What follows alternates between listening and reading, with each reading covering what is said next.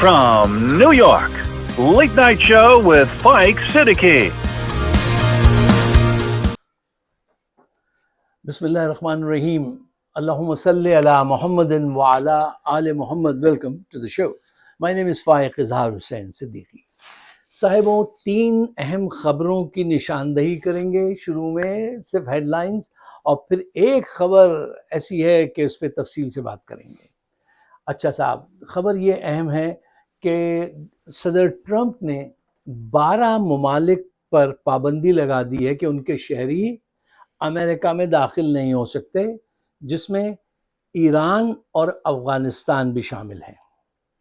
اب ذرا غور سے سن لیجئے، اس لسٹ میں پاکستان کا نام نہیں ہے۔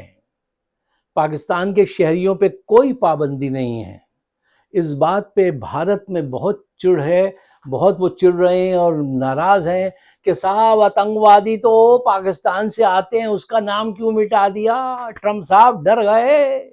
اس قسم کی آوازیں وہاں سے سننے کو مل رہی ہیں کہ پاکستان کا نام مٹا دیا، اس سے ڈر گئے۔ لیجئے، اچھا ایک اور اہم بات، جو پاکستانی کمیونٹی میں ہمارے ڈائسپورا میں ادھر بہت سارے ایسے لوگ ہیں جو آ کے بے پر کی باتیں اڑاتے ہیں اور لوگوں کو ڈراتے ہیں کہ آپ کے پاس گرین کارڈ ہے، واپسی پہ آپ کا گرین کارڈ چھین لیں گے اور یہ کریں گے۔ ایسا کچھ چکر نہیں ہے۔ ایسے لوگوں کو جو ڈسکریج کیجئے، ان سے کہیے نہیں آپ منفی خبر مت پھیلائیے، ورنہ آپ کے خلاف ایکشن لیا جائے گا۔ یار لوگ ڈر جاتے ہیں، لوگ آ کے کوئی خبر نہیں ہوتی بے پر کی۔ اچھا جن کے کرمنل ریکٹ ہیں انہیں تو ڈرنا چاہیے، جو بالکل زیادہ تر 99% لوگ جو ہیں وہ کلین ریکٹ کے لوگ ہیں، ان کو وہ کیوں پکڑ لیں گے؟ تو ایسے لوگوں کو ڈسکریج کیجئے۔ اچھا ساتھ ہی اس خبر کی یہ خبر بھی تھی کہ ہارورڈ یونیورسٹی میں انٹرنیشنل اسٹوڈنٹس جو ہیں ان کا ایڈمیشن اب نہیں ہوا کرے گا، یہ پابندی لگا دی ہے حضرت ٹرمپ صاحب نے۔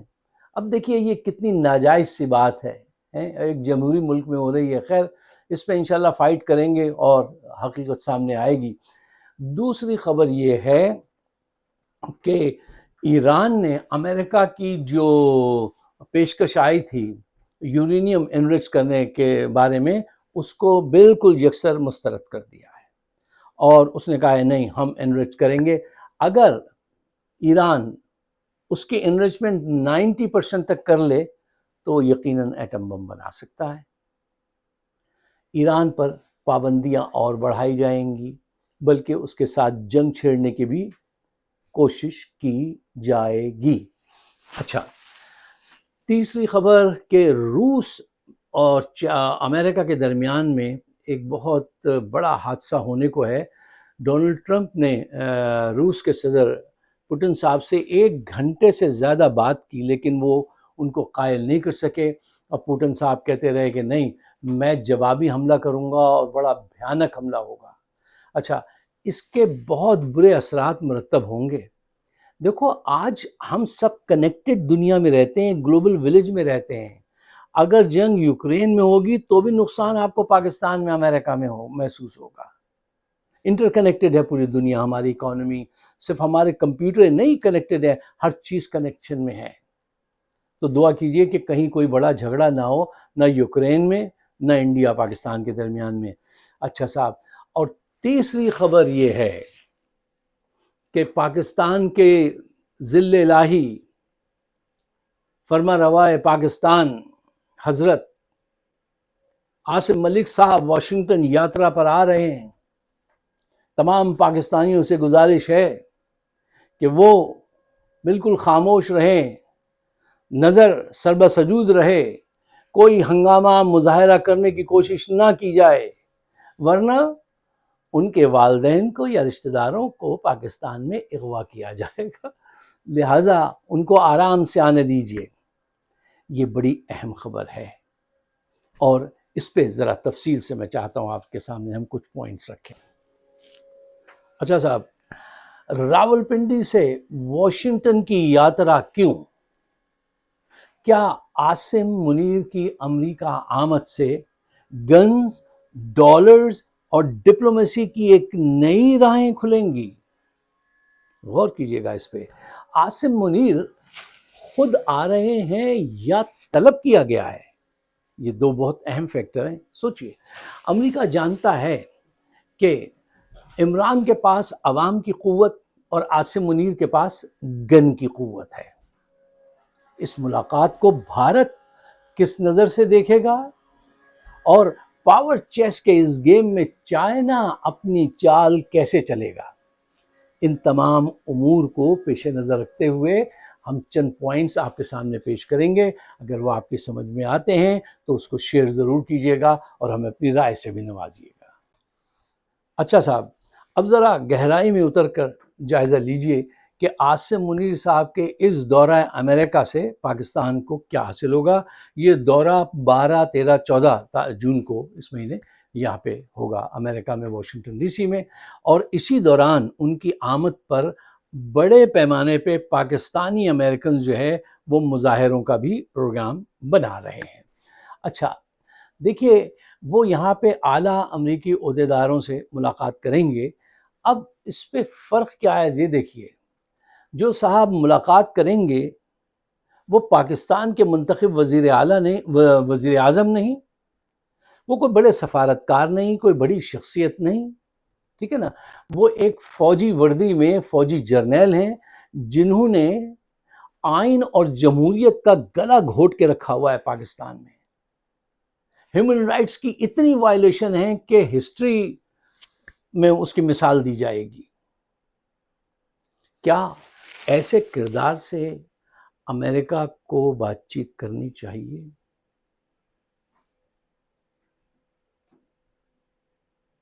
جس کے ہاتھ پہ اتنے خون ہیں.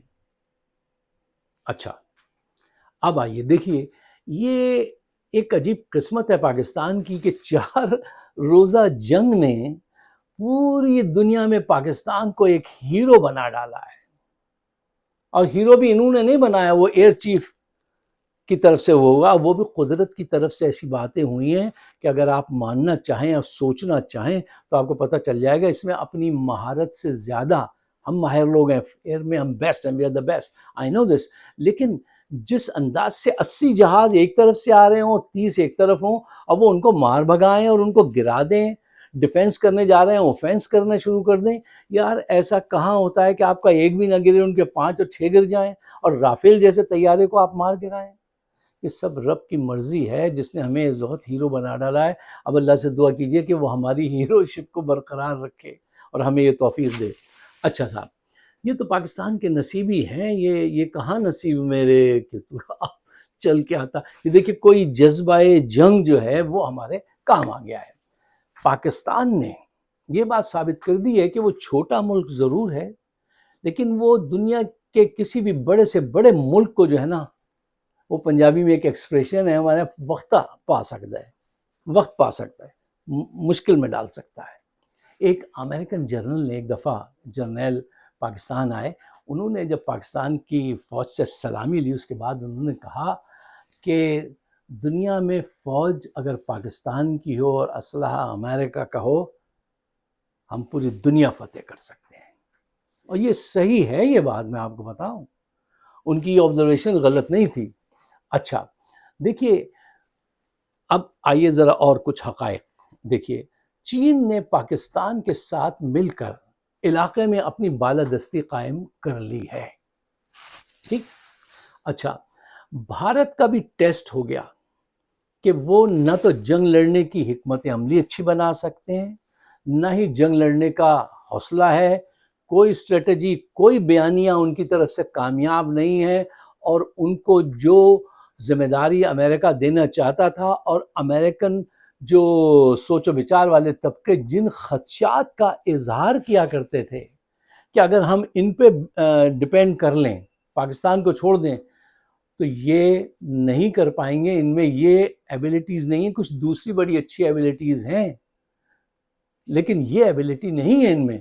اب اس جنگ نے وہ پروف کر دیا کہ وہ دوست جو ایسا سوچتے تھے وہ صحیح سوچتے تھے. انڈیا اس قابل نہیں کہ اس پہ ٹرسٹ کیا جا سکے. اچھا پوائنٹ نمبر 2 یہ ہے کہ دیکھیے، اس جھڑپ کہہ لیجئے یا 4 روزہ مختصر جنگ کہہ لیجئے، اس میں پاکستان نے بھرپور توجہ حاصل کی اور اپنی صلاحیت کو منوا لیا. لیکن پاکستان کی اس جیت سے امریکہ اس ریجن میں اب اپنی پالیسیز پر نظر ثانی کرنی پڑے گی. کیوں؟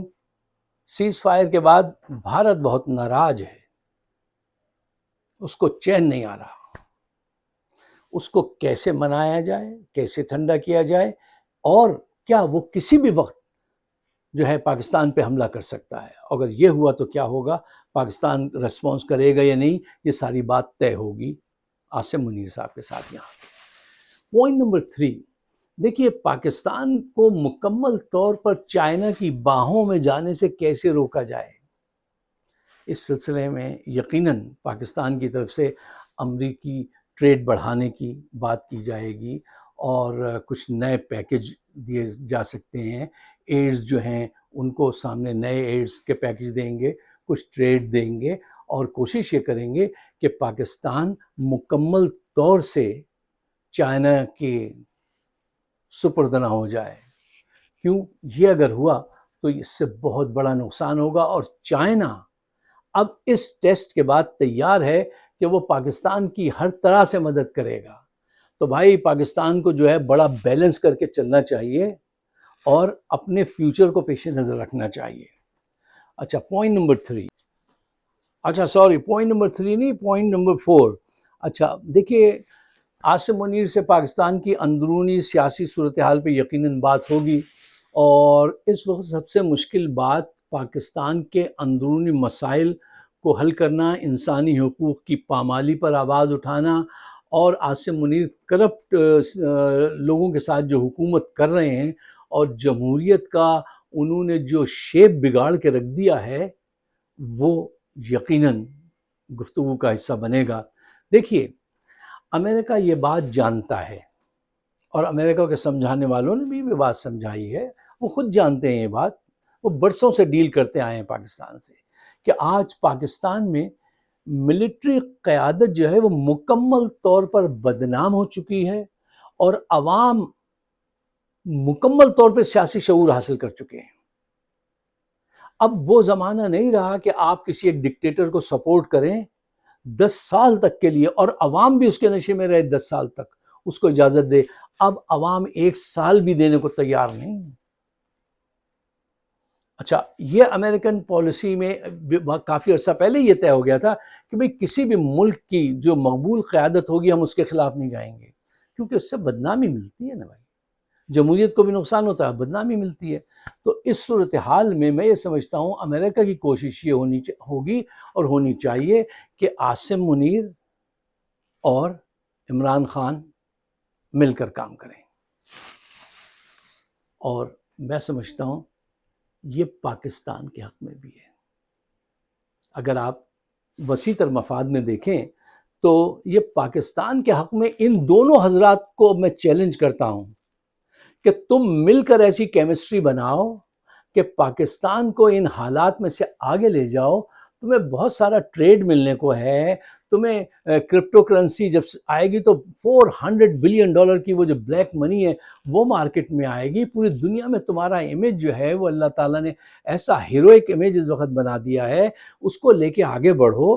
زیادہ کچھ فوج کے خلاف بھی نہیں جرنیلوں کے خلاف بھی نہیں کرنا چاہیے، اور عمران خان کے خلاف بھی نہیں کرنا چاہیے، اور عمران خان کا جو سخت رویہ ہوتا ہے اکثر اصولوں پر ہوتا ہے، بھلے وہ امریکہ کے خلاف، ان کو اس میں لچک پیدا کرنی چاہیے۔